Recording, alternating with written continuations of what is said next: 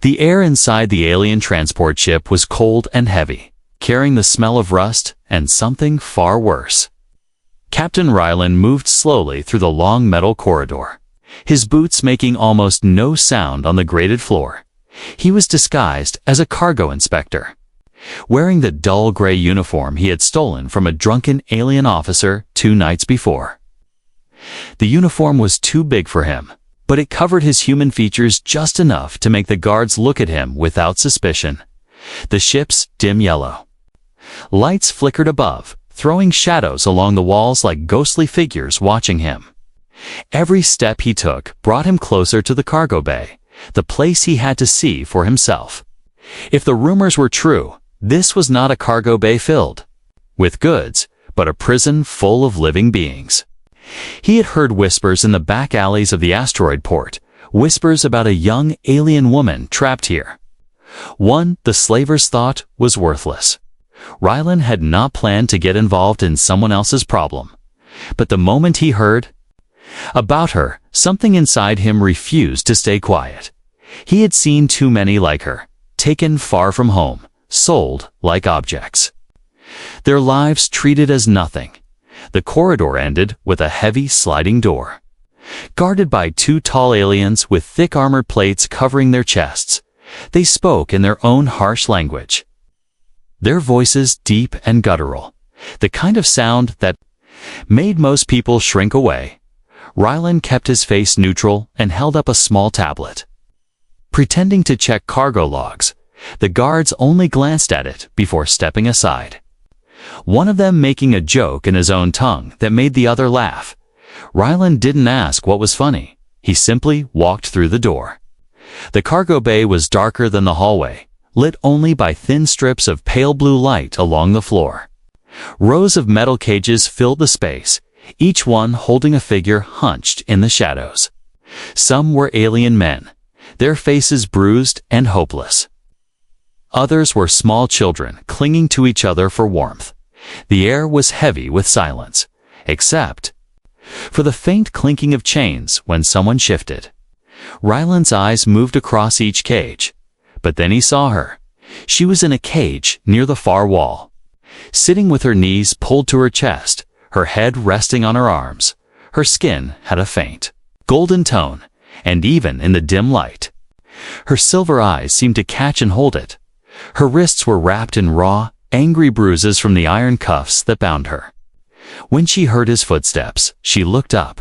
For a moment, their eyes locked. It was not the look of someone begging for help out loud. It was quieter, deeper, as if she didn't dare hope but still wished. Ryland felt something shift in his chest. He had come here to confirm the rumors, to maybe pass information to someone else, but looking at her, he knew he would never be able to walk away. A loud laugh echoed from the far side of the room where 2 alien crew members were leaning against the wall. They were talking about the worthless cargo. How no buyer would want the girl because she was too stubborn and refused to speak. One even joked about throwing her out the airlock if she became too much trouble. Ryland's fists clenched, his jaw tightening. He forced himself to stay calm, knowing one wrong move now would end his mission before it began. He stepped closer to her cage, pretending to inspect the lock as part of his inspection routine. She watched him without moving, her gaze sharp but cautious, in a low voice so only she could hear. He whispered, "Hold on. I'm coming back for you." Her silver eyes widened slightly, and though she didn't speak, something in her expression told him she had heard and understood. Ryland turned and began to walk away, his mind already working. He had to get to the bridge and take control of the ship. Only then could he free her and the others. But that was easier said than done. The alien transport was heavily armed and crewed by fighters who would not hesitate to kill anyone in their way. Yet, for the first time in a long while, Ryland felt the sharp, burning focus of a mission that mattered. He wasn't here for money or revenge. He was here because of a promise he had just made without even thinking. The sound of his boots echoed down the hall as he left the cargo bay behind him. The cages sat in darkness once again, but in one of them, a young alien woman sat a little straighter than before. Her silver eyes followed the shadow of the man who had promised to return, and for the first time since she had been captured, a tiny spark of hope began to flicker in her chest.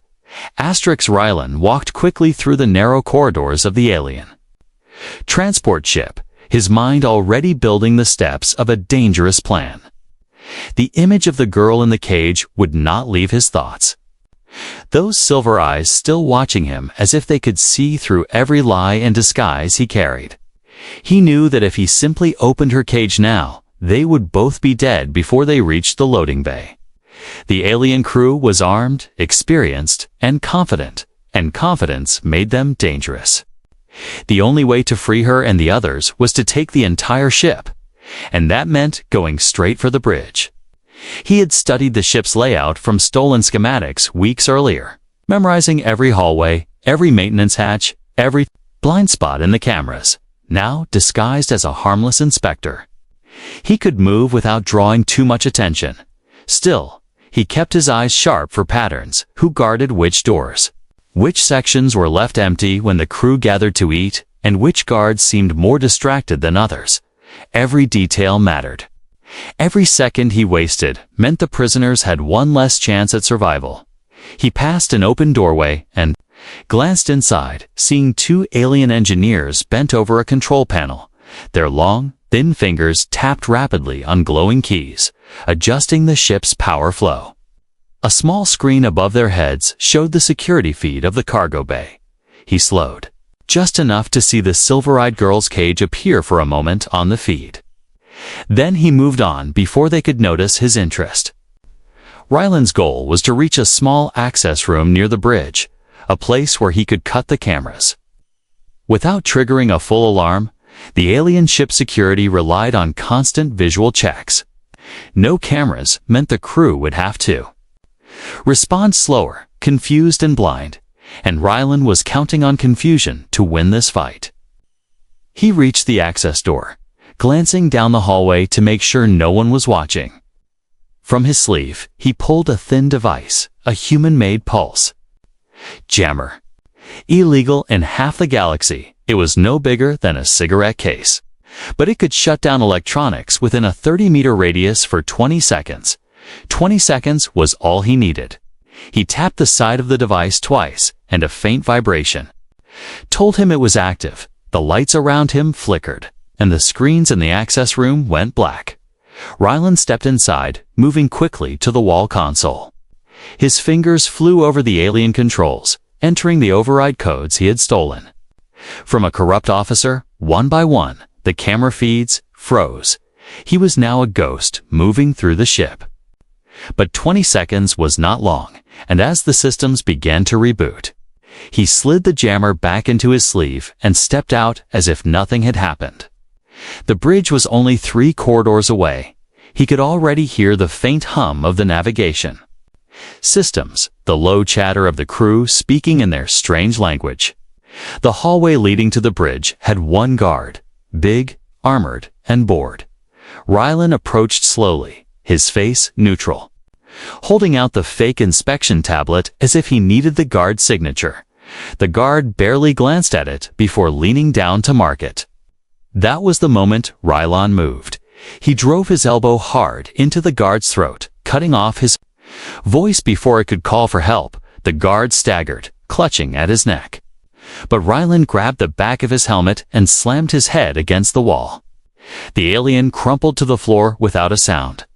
Rylan dragged the body into a supply closet, locking the door behind him. Then he stepped onto the bridge. The alien captain sat in a wide command chair at the center, his long fingers tapping at the controls. 2 other officers manned the side stations, reading data from glowing screens. They barely looked up when Rylan entered, assuming he was there for routine work that gave him the advantage. He moved behind the first officer and slammed the edge of his hand against the base of the alien's skull. The officer collapsed instantly, his head hitting the console with a dull thud. The second officer spun around, reaching for a weapon. But Rylan was faster. He grabbed the alien's wrist, twisted, and pulled him forward into a chokehold until the alien went limp. Now, only the captain remained. The alien rose from his chair, his voice low and angry, his eyes narrowing as he recognized something was wrong. Rylan didn't wait for him to speak. He lunged, tackling the captain to the floor. The alien fought. Back hard, his claws scraping across Rylan's arm. But the human used his weight and momentum to slam the captain's head against the deck. After a short but brutal struggle, the captain lay still. Unconscious, breathing heavily, Rylan pulled himself up and took the captain's seat. The bridge was his now, but the rest of the crew would soon notice something was wrong. He locked the bridge doors and activated the ship's internal communication system. With quick commands, he sealed several key corridors and disabled the weapons temporarily. The alien crew would think it was a malfunction just long enough for him to make his next move. In his mind, the plan was already clear. First, free the silver-eyed girl and the other prisoners. Second, find a way to get them off this ship before the crew could regroup. It was dangerous, reckless, maybe even suicidal, but Rylan had already made his choice the moment he whispered to her in the cage. He was not leaving without her, and now the real fight was about to begin. The hum of the alien ship's engine seemed louder now, a deep, constant vibration under Rylan's boots. Sitting in the captain's chair, he scanned the controls, his eyes darting between unfamiliar alien symbols and the few markings he could understand from stolen schematics. He didn't have much time. The rest of the crew would notice the locked doors and the missing officers any second. Every muscle in his body stayed tense, ready for the storm that was about to hit. A sharp alarm suddenly blared through the bridge, red warning lights flashing along the walls. The alien language boomed over the ship's internal speakers, harsh and commanding, even without knowing the words. Rylan understood the meaning intruder alert. His fingers moved quickly across the console, sealing the bridge tighter, rerouting power to the door locks, but he could already hear heavy footsteps echoing in the hall beyond. They were coming fast. The first thud against the bridge door shook the frame. A second thud followed, louder, metal groaning under the force. Rylan grabbed one of the fallen guard's plasma rifles and crouched beside the captain's chair, his breathing slow and steady. Another blow. Then the door began to glow red from a cutting torch. Sparks rained down as the thick metal started to split open. When the breach finally came, it was violent. The door crashed inward, and 3 alien soldiers stormed in, their tall forms armored in black plating that gleamed under the red lights. They fired instantly, bright streaks of plasma slicing through the air. Rylan dove behind the control console, returning fire in short, precise bursts. The first alien went down with a shot to the chest, his armor smoking where the plasma burned through. The second charged forward, swinging a long, jagged blade. Rylan sidestepped and slammed the butt of his rifle into the alien's jaw, sending him sprawling. The third ducked behind a support column, firing from cover. More footsteps pounded toward the bridge, the sound echoing like war drums. Rylan knew he couldn't hold this position forever. He switched to the ship's comm system, sending a fake emergency order in the alien language, one he had memorized earlier from intercepted messages. The words roughly translated to containment. Breach in engine bay. It was a gamble, but if it worked, half the crew would rush in the opposite direction. The moment of hesitation from the enemy was enough. Rylan surged forward, firing twice at the alien behind the column. The second shot hitting clean and dropping him instantly. He kicked the jagged blade soldier's weapon across the floor, keeping his rifle aimed as he backed toward the captain's console. The alarms were still blaring, but now a new warning appeared on the main display. The ship's autopilot had been disengaged. Without the AI stabilizers, the vessel began To drift outside the viewing window, the blackness of space shifted to reveal the jagged shadows of an asteroid field ahead. If they drifted into it, the whole ship could be torn apart. The bridge doors shook again, more alien soldiers trying to force their way in. Ryland sat in the captain's chair and pulled the manual controls toward him. The alien interface fought. Against his inputs, flashing angry red symbols. He gritted his teeth and forced the ship to turn, maneuvering them away from the worst of the asteroid field. But the delay had cost him. The next wave of attackers was already breaking through. This time, 6 aliens rushed in, their weapons blazing. Plasma bolts tore through consoles, sending sparks across the floor. The air filled with the smell of burning metal and ozone. Ryland dropped to one knee, firing back in controlled bursts.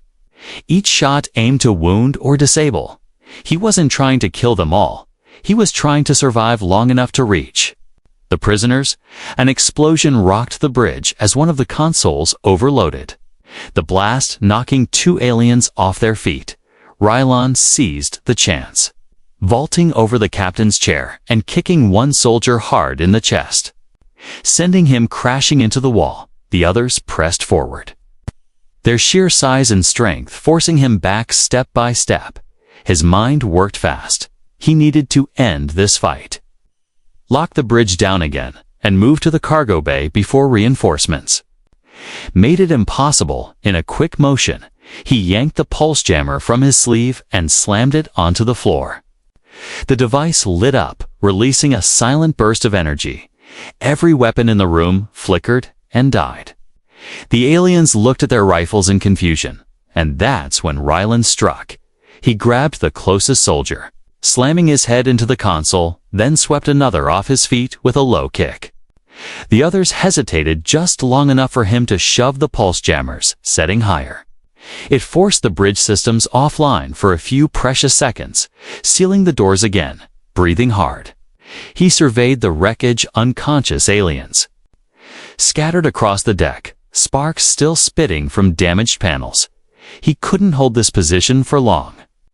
But he had done enough to slow the enemy and keep the ship under his partial control. Now it was time to move. He checked the security feed. The cargo bay was still locked. The prisoners still inside, but alien guards were starting to gather near the slave cages, maybe sensing something was wrong. Ryland tightened his grip on the plasma rifle, his jaw set. The bridge was his. But the mission wasn't over until every prisoner was free, especially her, the silver-eyed girl. He turned toward the bridge door, ready to fight his way through the ship's corridors. The next stage of his plan was about to begin, and it would be the most dangerous yet. Ryland moved quickly through the corridor, his boots striking the metal floor with controlled speed. The ship's red alarm lights flashed around him, painting the walls in a warning glow. Every step he took was measured too fast, and he might run straight into a squad. Too slow, and the prisoners might be moved or executed. The weight of the plasma rifle in his hands felt heavier now, not from its mass, but from the knowledge of what he had to do next. He wasn't just fighting for survival anymore. He was fighting for every soul locked in those cages. The sound of shouting echoed ahead, alien voices barking orders in there. Harsh language. He slowed, pressing his back against the wall near a corner. Peeking carefully, 3 guards stood at the entrance to the cargo bay, their weapons ready, their eyes scanning for any threat. Ryland counted the distance, his mind mapping the next 3 seconds of movement. He stepped out just enough to aim, pulling the trigger in 2 quick bursts. The first guard fell instantly. The second staggered and dropped his rifle, clutching at his chest. The third tried to return fire. But Ryland's next shot hit the weapon itself, sending it sparking to the floor. Before the alien could react, Ryland was on him, slamming the butt of his rifle into the guard's face. The alien dropped without another sound. Ryland stepped over the bodies and entered the cargo bay. The room was just as he had left it. Rows of cages, each filled with frightened faces staring out through cold metal bars. The air was thick with the smell of oil and unwashed bodies, the kind of stench that comes from hopeless captivity. Some prisoners shrank back at the sight of him, unsure if he was there to harm or help. But one didn't move away, the silver-eyed girl.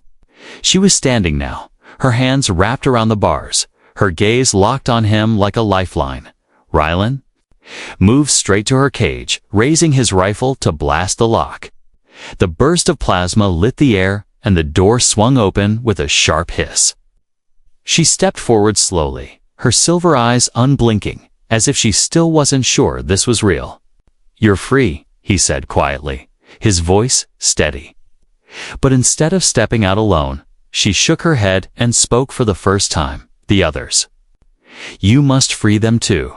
Her voice was soft, but carried a strength that surprised him. Rylan hesitated, glancing at the rows of cages. There were at least 20 prisoners here. Freeing them all would take time, and time was the one thing he didn't have. Already, he could hear movement in the distance, boots pounding on metal floors as reinforcements rushed toward the cargo bay. But leaving them behind would make him no better than the ones who had locked them up. He made his choice in an instant. One by one, he blasted the locks open, shouting for the prisoners to stay close and be ready to move. Some stumbled out, weak from hunger. Others moved quickly, their fear turning into desperate energy.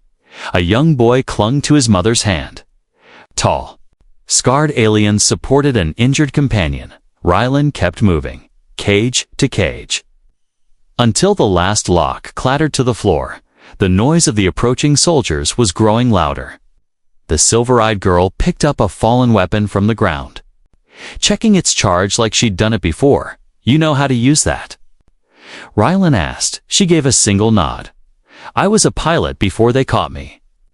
Her words were short, but her eyes were fierce now, no longer the hopeless prisoner he had first seen. "Then stay close," Rylan said, motioning toward the side. Exit. The group began moving as one. Rylan at the front, the girl covering the rear. They moved quickly through the narrow hallway, but the sound of gunfire erupted behind them. The girl returned fire without hesitation, her shots sharp and precise. Rylan glanced back and saw 2 alien soldiers drop to the floor, the rest hesitating at the corner. She was good, better than most he'd fought beside. They pushed on, turning down a service corridor that led toward the shuttle bay. Rylan's plan was simple: steal a small transport craft and get as far from this ship as possible. But the alien crew was already locking down sections of the ship, sealing doors with heavy security barriers. Twice, Rylan had to detour through maintenance shafts, guiding the prisoners in single file. The air was hot and stale in the narrow tunnels, their footsteps echoing in the cramped metal space. At last, they reached the final intersection before the shuttle bay. Rylan peered around the corner and saw a squad of heavily armed soldiers guarding the entrance. There was no cover, no shadows to hide in. If they charged head-on, they'd be cut down before reaching the bay. He glanced at the girl, who seemed to read his thoughts instantly. "I can flank them from the service hatch above," she said, pointing to a narrow access panel in the wall. It was risky. If she was caught, they'd lose their best shot at surviving. But Rylan could see the determination in her eyes. He nodded go. She slipped into the hatch with the quiet grace of someone used to tight spaces. A moment later, the sound of weapons fire came from above the guards. They turned in confusion, and that's when Rylan led the charge. Plasma bolts tore through the air, dropping to guards instantly. The rest scrambled for cover, but the girl's shots from above kept them pinned. Rylan and the freed prisoners rushed forward, overwhelming the last of the soldiers. The shuttle bay doors loomed ahead for the first time since boarding the ship. Rylan felt the faint pull of victory. They had a way out now, but only if they could launch before the rest of the crew caught up. He turned to the girl as they entered the bay. "Nice shooting," he said. She only nodded, her eyes scanning for threats. They were far from safe. But they were closer to freedom than they had been in a long time. The shuttle bay was vast and open. The kind of space that made every footstep echo like a warning. Rows of small transport crafts were docked along the far wall. Their silver hulls reflecting the red alarm lights that still pulsed across the ceiling. The air smelled of fuel and scorched metal, and the low hum of the ship's engines vibrated underfoot. Ryland scanned the area quickly. No guards in sight yet, but that wouldn't last long. He motioned for the prisoners to follow and led them toward the nearest shuttle. The silver-eyed girl stayed close to him, her weapon raised, eyes sharp. Behind them, the group moved as quickly as they could, but some were weak, limping or helping others walk. Every second they slowed down felt like a weight pressing against Ryland's chest. They were so close to freedom, but the danger wasn't over, not even close. Halfway to the shuttle, the bay doors on the opposite side slid open with a harsh, metallic roar.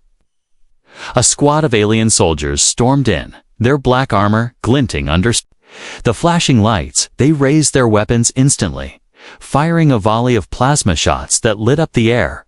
Ryland dove behind a supply crate. Yelling for the prisoners to get down, the girl returned fire, her shots crisp and deadly, keeping the soldiers from advancing too fast. Ryland leaned out and fired back, hitting one soldier square in the chest and sending him crashing to the floor. But more kept coming, spilling through the doorway like a flood of black-clad predators. The prisoners huddled behind the scattered crates and maintenance equipment, their faces pale with fear. Ryland knew that staying here meant getting surrounded. They had to reach the shuttle now or they'd be trapped. Move when I say. Ryland shouted, his voice cutting through the chaos. He tossed a small flash charge toward the advancing soldiers. It went off with a blinding burst of white light and a concussive thump. The aliens staggered, shielding their eyes. And that was all the opening Ryland needed. Go. Now. He roared. The group sprinted across the bay floor. Weaving between crates and scattered tools, Ryland and the girl moved at the edges, firing at any soldier who tried to recover and shoot. Plasma fire streaked past them, searing the air. One shot close enough to singe the edge of Ryland's sleeve. A loud clang echoed through the bay. More soldiers had appeared on the upper catwalks. Aiming down at them, bolts of plasma rained from above, forcing Ryland and the girl to duck behind the shuttle's landing gear. One of the prisoners cried out as a blast grazed his shoulder. Another stumbled and nearly fell. The girl moved without hesitation, covering the wounded with rapid, precise shots. Ryland climbed the shuttle's ramp and yelled for everyone to get inside. The prisoners scrambled aboard, the hiss of the hatch doors barely audible over the gunfire. Ryland stayed outside just long enough to make sure no one was left behind. The last prisoner, a small boy clinging to his mother, rushed past him. As soon as they were in, Ryland hit the hatch control, sealing the shuttle with a heavy metallic slam. Inside, the air was thick with tension. The prisoners huddled together, their eyes on Ryland and the girl, as if waiting for some kind of miracle. Ryland moved quickly to the pilot's seat, his hands running over the controls. The layout was alien, but close enough to human design that he could guess the basics. He started the engines, the low rumble growing into a vibrating roar. The girl slid into the co-pilot seat without being asked. Her fingers danced over the controls, powering up the shield systems. "You fly. I'll handle defense," she said. Her voice calm despite the chaos. Ryland nodded. There was no time to argue. The shuttle lifted from the bay floor, the landing struts folding away. But before they could clear the docking area, the massive bay doors ahead began to close. A deep grinding noise filled the air as the armored panels slid together. Ryland's jaw tightened, his hands gripping the controls harder. "We're not stopping," he muttered. Pushing the throttle forward, the shuttle surged ahead. Picking up speed behind them, the bay doors they'd entered through burst open again. and alien soldiers poured in, firing wildly at the fleeing. Craft shots slammed into the shuttle shields, sending ripples of light across the forward glass, shields at 70%. The girl called out, adjusting the power to hold them steady. The narrowing gap in the bay doors loomed ahead. Rylan pushed the engines harder. The shuttle trembling as it reached maximum thrust. One more volley of plasma shots slammed into them, the impact shaking the cabin. The prisoners clung to their seats, some with eyes shut tight, others staring in silent terror. With a final burst of speed, the shuttle shot through the shrinking opening. Scraping the edge as it passed, the doors slammed shut behind them with a heavy, echoing boom. They were in open space now. But the danger wasn't gone. On the radar, a red blip appeared. The alien transport ship had already started to turn. Preparing to give chase, Rylan adjusted the course toward the asteroid field ahead, his mind already calculating the next move. The girl looked at him, her silver eyes. "Steady, they're not letting us go," she said. "No," Rylan replied, his voice low but determined. "But we're not stopping either." The asteroids loomed closer, massive chunks of rock drifting through the darkness like silent giants. Rylan guided the shuttle toward them, ready for the deadly game of pursuit that was about to begin. Behind them, the alien ship's weapons lit up, firing into the black. And once again, the fight for survival was far from over. The shuttle shook as it entered the asteroid field, massive rocks floating in slow but deadly motion around them. Rylan gripped the flight controls tightly, weaving between tumbling boulders that could crush their small craft in seconds. Behind them, the alien transport ship loomed like a predator, its weapons glowing red as it prepared another barrage, shields at 52%. The silver-eyed girl said, her voice calm but focused. She sat in the co-pilot's seat, her hands dancing across the defense console. Rerouting power to keep the shields alive, Rylan pushed the thrusters, guiding the shuttle into a narrow gap between two massive spinning rocks.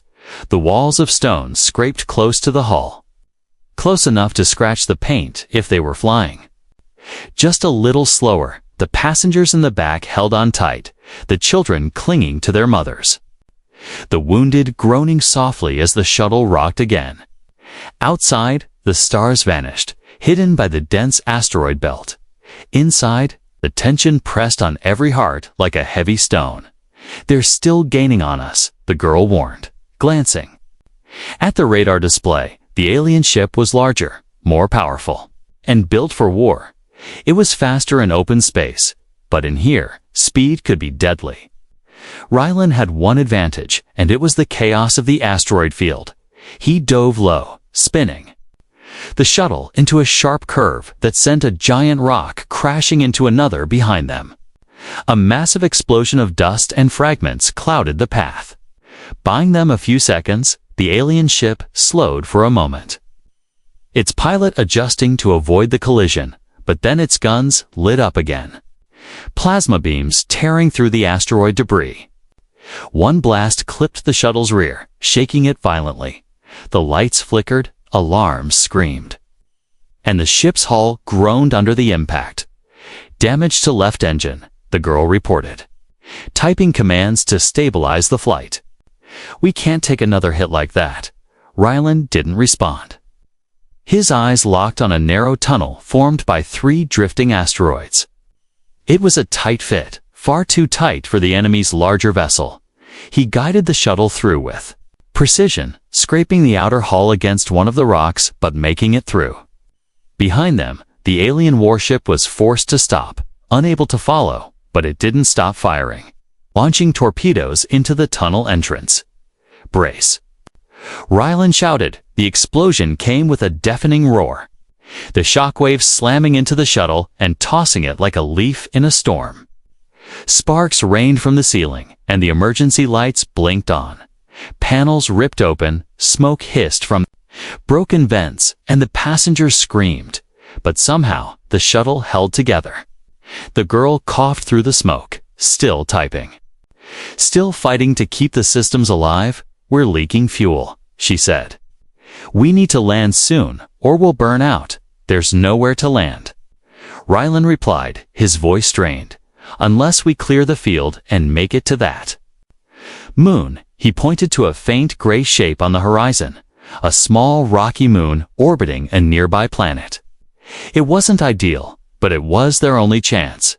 He shifted the controls, steering toward the open edge of the asteroid field. But the enemy wasn't done yet. The alien ship had flanked the field. Moving around it instead of through it, it was waiting at the exit, its main cannon fully charged and aimed right at them.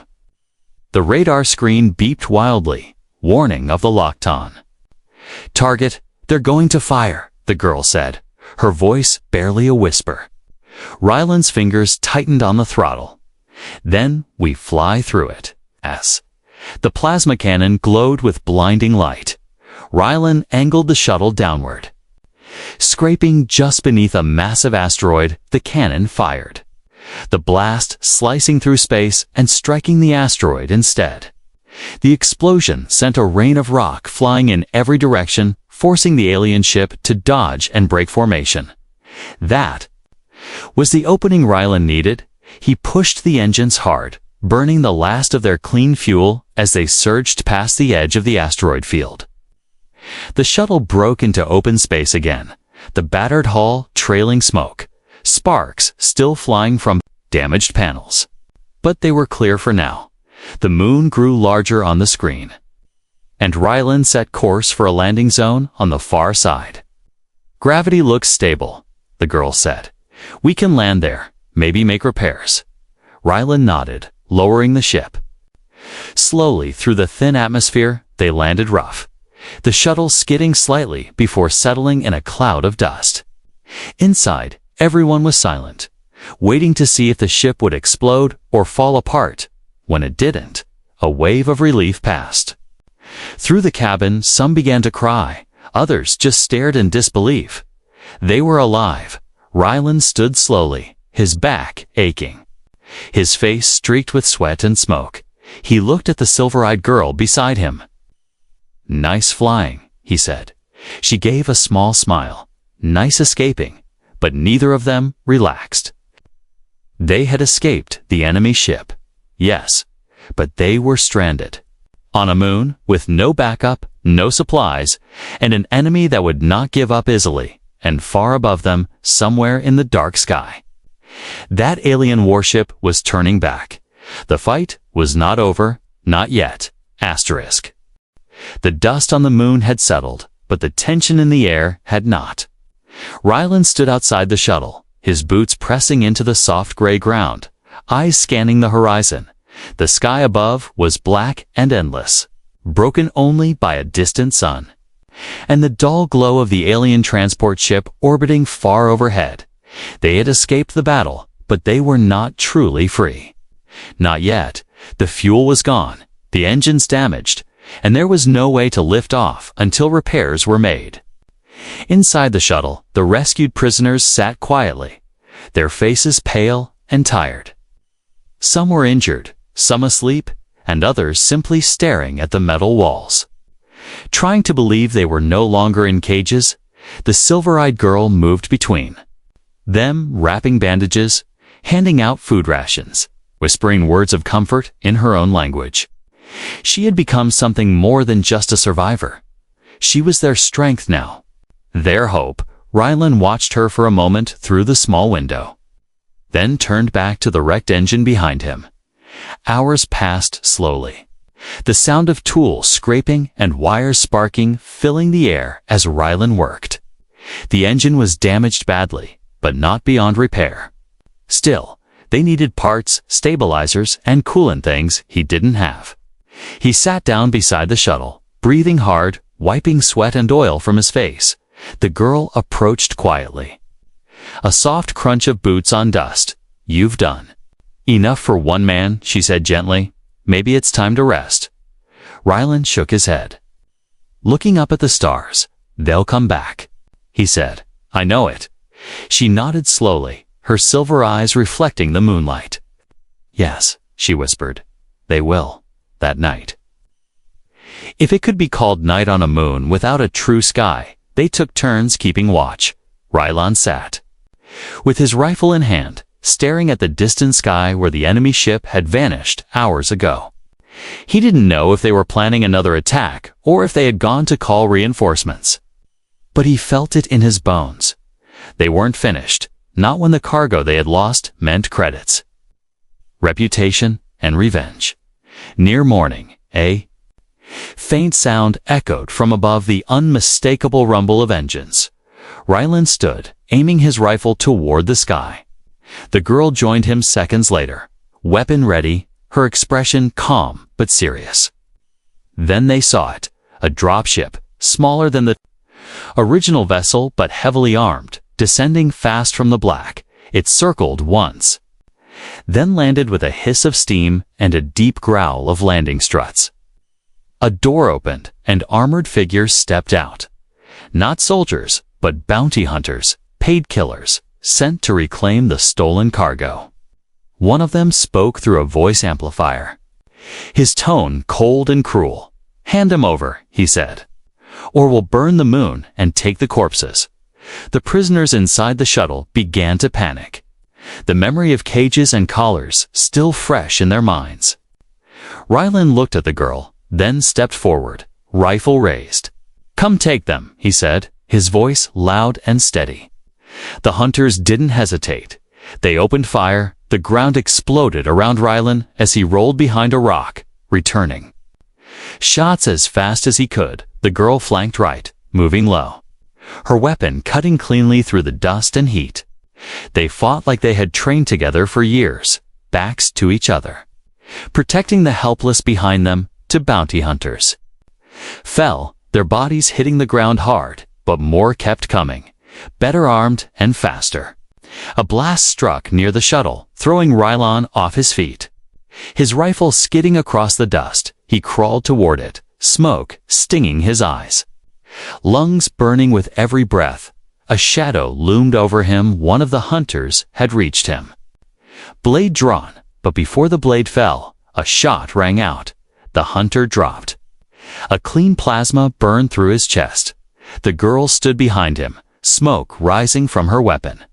She reached down, helping Rylan to his feet. "We're not losing today," she said, her voice shaking but full of fire. Rylan nodded, gripping his rifle once more. Together, they pushed forward, using the terrain, forcing the hunters to retreat step by step. More shots echoed, dust filled the air, bodies dropped, and finally, silence fell. The last hunter lay motionless on the ground, the dropship smoking from a grenade blast Rylan had thrown at its wing. The fight was over, and they had won. But not without cost. Rylan's arm was burned. The girl had taken a hit to the leg, and the shuttle had lost what little power it had left. Still, they were alive, and the prisoners were safe. The survivors emerged from the shuttle, blinking at the daylight, tears running down some of their faces. They gathered around Rylan and the girl, whispering thanks, bowing their heads, holding hands. She stepped forward and placed something in Rylan's hand, a small pendant from her culture, shaped like a star wrapped in vines. "This means you are one of us," she said softly. Rylan looked at it, then at her. "You don't have to thank me," he said. "I wasn't thanking you," she replied, smiling slightly. "I was giving you a home." And for the first time in years, Rylan didn't feel like a soldier or a fugitive. He felt like something more, a protector, a part of something worth saving. As the sun rose over the quiet moon, the silver-eyed girl leaned her head on his shoulder. They had survived the cages, the warship, the final fight. But more than that, they had earned their freedom, and that, Rylan thought, was worth every scar, every shot, and every risk he had taken.